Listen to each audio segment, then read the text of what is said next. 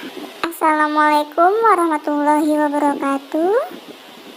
Hari ini kita akan belajar tema 2 subtema 3 pembelajaran 4 dan 5. Untuk itu, mari kita simak pembelajaran video kali ini. Perhatikan gambar berikut adik-adik. Hari Minggu adalah hari libur. Seluruh anggota keluarga berkumpul di rumah. Seluruh anggota keluarga dapat bekerja sama dalam melakukan pekerjaan rumah tangga, seperti yang dilakukan keluarga Siti. Pada saat hari libur, mereka bekerja sama membersihkan rumah dan merawat tanaman. Setiap anggota keluarga mempunyai hak dan kewajiban sesuai dengan peran masing-masing. Ayah berperan sebagai kepala keluarga, ibu berperan sebagai pendamping kepala keluarga, dan anak berperan sebagai anggota keluarga. Kewajiban ayah adalah bertanggung jawab mencari nafkah.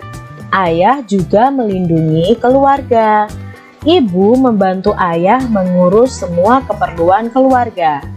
Tugas ibu diantaranya adalah menyiapkan makanan untuk keluarga, serta mengatur rumah tangga agar tetap bersih dan nyaman.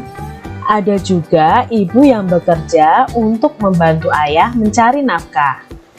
Kewajiban anak-anak yaitu belajar dan membantu melakukan pekerjaan rumah tangga. Tugas yang dapat dilakukan anak-anak yaitu merapikan mainan setelah digunakan. Anak-anak dapat juga membantu hal lainnya seperti menyapu, mengepel, menyiram tanaman, atau merawat tanaman. Ini adalah kewajiban dari masing-masing anggota keluarga. Dari kewajiban ayah yang mencari nafkah dan melindungi keluarga, kewajiban ibu yang harus mengurus keperluan keluarga dan mengatur rumah tangga, dan kewajiban seorang anak yang harus belajar dan membantu pekerjaan orang tua. Selain memiliki kewajiban, seluruh anggota juga memiliki hak. Hak itu apa yang kita peroleh adik-adik?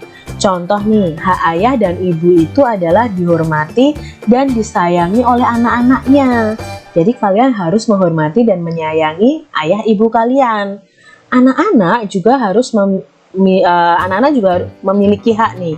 Nah, hak kalian yang harus kalian peroleh adalah disayangi orang tua dan dicukupi semua kebutuhannya. Menjaga keseimbangan hak dan kewajiban merupakan pengamalan sila kelima Pancasila yang bunyinya keadilan sosial bagi seluruh rakyat Indonesia. Apa sajakah peran dari ayah? Nah, peran dari ayah adalah ayah itu berperan sebagai kepala keluarga. Bisa juga peran ayah itu sebagai pelindung keluarga, pencari nafkah untuk keluarga. Itu adalah peran dari ayah kita. Apa bunyi sila kelima Pancasila adik-adik? Ya, bunyi sila kelima Pancasila adalah keadilan sosial bagi seluruh rakyat Indonesia. Nah, di sini ada keseimbangan antara hak dan kewajiban kita.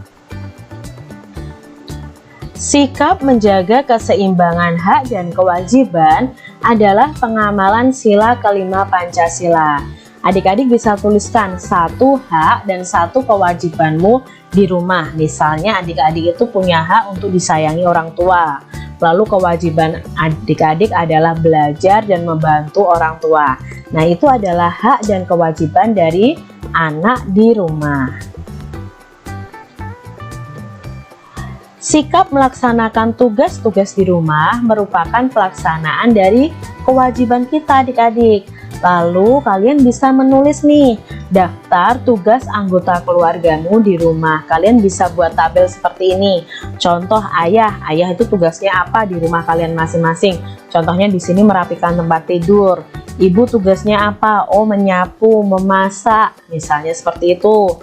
Aku itu anak-anak, adik-adik semuanya. Apa tugas kalian di rumah? Misalnya mengepel, belajar, menyirami tanaman. Kalian bisa membuat daftar tugas anggota keluarga kalian di rumah. Jadi buat daftar seperti ini ya adik-adik ya. Siti dan teman-temannya akan melakukan kegiatan wawancara. Mereka akan mewawancarai orang di sekitar sekolah tentang cara perawatan tanaman. Sebelum melakukan kegiatan wawancara, mereka belajar membuat pertanyaan wawancara. Siti akan membuat daftar pertanyaan tentang cara merawat tanaman. Kita bantu Siti membuat daftar pertanyaan yuk. Jadi adik-adik, untuk membuat pertanyaan wawancara, kalian harus mengetahui dulu pertanyaan apa yang akan kalian ajukan untuk wawancara nanti. Nah, untuk membuat pertanyaan itu tentunya kita harus belajar tentang kata tanya. Di channel Kak Citra ini ada video yang menjelaskan tentang penggunaan kata tanya. Adik-adik bisa cari nanti di channel ini tentang penggunaan kata tanya. Nah, di sini kita akan coba belajar menyusun pertanyaan wawancara yang berhubungan dengan cara merawat tanaman. Nah, kata tanya yang kita pakai pertama adalah apa.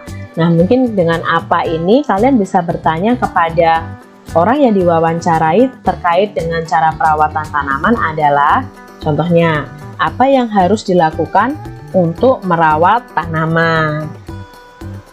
Lalu pertanyaan siapa? Nah, di sini kalian bisa ajukan siapa sih yang harus menjaga atau merawat tanaman itu. Nah, lalu bagaimana cara merawat tanaman yang baik dan benar? Mengapa? Nah, mengapa tanaman perlu dirawat? Kapan? Nah, kapan di sini kalian bisa bertanya kepada orang yang kalian wawancarai. Kapan tanaman harus dirawat? Kapan tanaman harus disiram? Kapan tanaman harus diberi pupuk? Nah, coba kalian susun pertanyaan wawancara yang berhubungan dengan cara perawatan tanaman. Sirih adalah tanaman yang tumbuh merambat. Jika daunnya diremas akan mengeluarkan bau yang sangat khas. Nah, Siti dan teman-temannya akan mengukur panjang pohon sirih. Sebelum mengukur pohon sirih, Siti dan teman-temannya belajar tentang garis bilangan. Yuk kita amati bersama garis bilangan di bawah ini. Pada garis bilangan tersebut, setiap titik digambarkan dengan jarak yang sama. Selain itu, terdapat tanda panah yang menunjukkan bahwa garis tersebut dapat diperpanjang sampai tak terhingga. Pada garis bilangan, semakin ke kanan letak suatu bilangan, nilai bilangannya semakin besar. Selain menunjukkan urutan bilangan, garis bilangan juga dapat digunakan untuk menyelesaikan soal perjumlahan. Perhatikan contoh berikut ini. Sekarang kita bantu Siti yuk melakukan pengamatan pertumbuhan pohon sirih.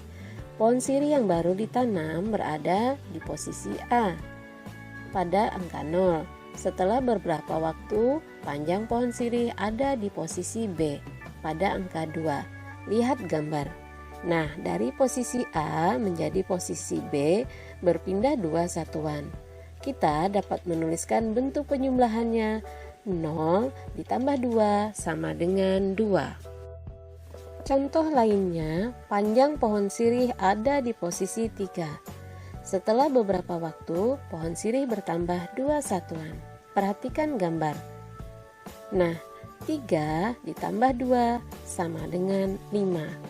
Jika panjang pohon sirih di angka 4 dan setelah beberapa waktu tumbuh 7 satuan, berapa panjang pohon sirih sekarang? Ya, perhatikan gambar. Ya, maka 4 ditambah 7 sama dengan 11.